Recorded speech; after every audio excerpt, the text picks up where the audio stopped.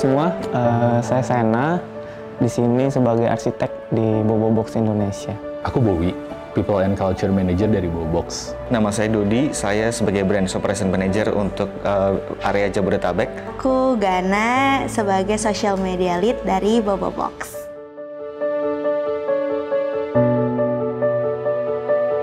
Jadi harapannya sih aku walaupun bekerja di Bobobox tetap bisa nambah portfolio aku di luar, baik itu lewat kompetisi atau hal-hal lain gitu di luar kantor.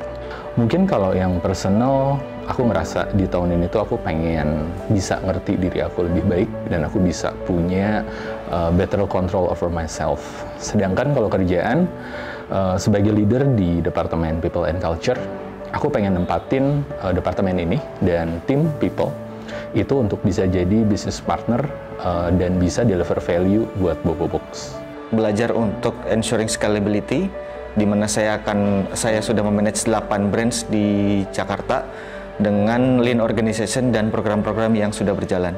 Aku pengen pindah rumah sebenarnya, cuman belum kesampaian. Sebenarnya di tahun ini tuh pengen naik kelas karena sebelumnya di awal tahun aku social media specialist, dikasih kesempatan deh sama Bobobox untuk naik posisi.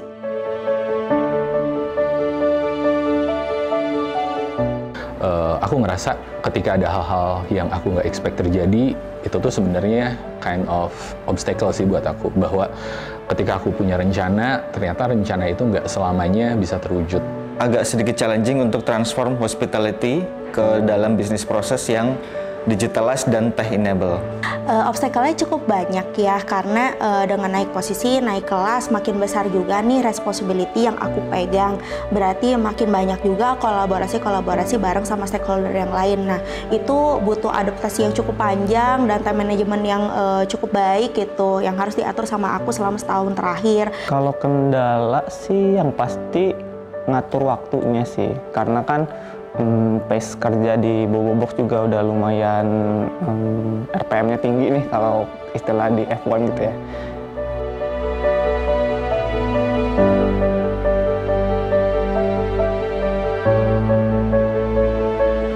Obstacle yang tadi sih aku anggap sebagai pembelajaran ya, kayak gitu.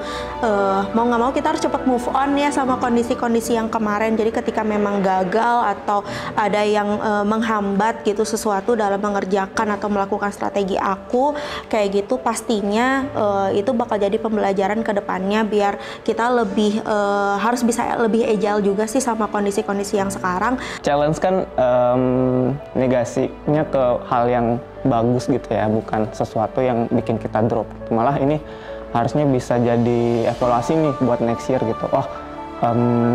Time management harus diimprove lagi nih gitu.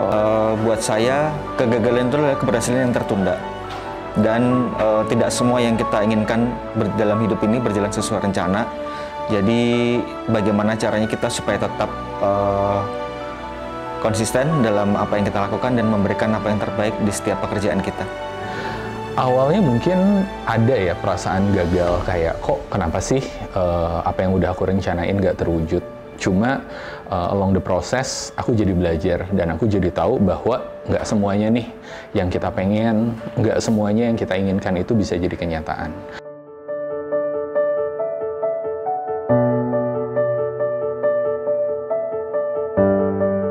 Bisa untuk memanage 8 Bobo Hotel Brands di kota yang sangat sibuk dan ramai, yaitu di Jakarta dan sekitarnya. Di 8 brands tadi, okupansi juga di atas 85%, jadi sangat sibuk sekali ya. Aku udah punya portfolio yang benar-benar udah dipakai sama orang gitu. Jadi ada beberapa produk di Bobobox yang aku juga in charge di situ.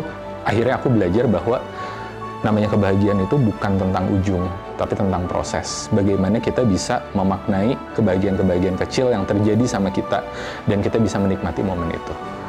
Dari mulai ya followers Bobo Kevin udah 1.000 kayak gitu, terus banyak banget nih lokasi-lokasi Bobo Kevin yang buka di tahun ini, which is kita juga udah support banyak nih lokal tourism di Indonesia.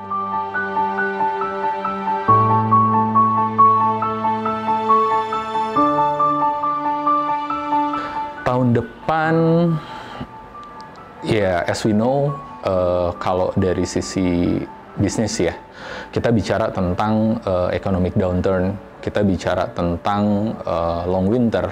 Teman-teman juga mungkin tahu apa yang terjadi di banyak startup belakangan. Sebagai startup juga, Bobobox nggak terkecuali ya. Aku lumayan nervous sebenarnya. Aku lumayan nggak confused sih, kayak nggak bisa ngebayangin aja tahun depan gimana. Tapi satu hal yang aku yakini bahwa dengan apa yang kita lakukan, dengan strategi yang kita punya, I think kita bisa ngelewatin tahun depan dengan baik sih.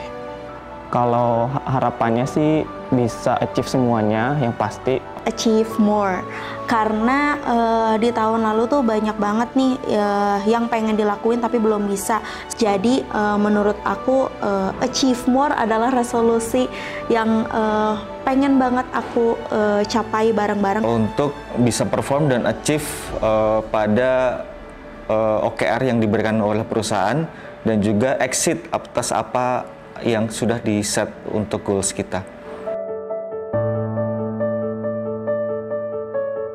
tahun ini dream come true sih. Soalnya ada banyak hal yang tadinya aku pikir aku bisa nggak ya buat achieve ini, tapi ternyata it's really coming true di Bobobox. Tahun ini tuh challenging and exciting year. Rise from the ashes kali ya. Dari banyak kegagalan, dari banyak situasi nggak menyenangkan, aku ngerasa aku bisa tetap survive dan aku bisa kembali dan bangkit lagi dan lagi. Tapi kita sudah berada di akhir tahun 2022, jadi challenging but we made it through.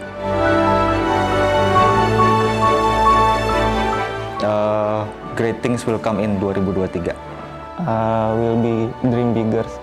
Another challenging and exciting year.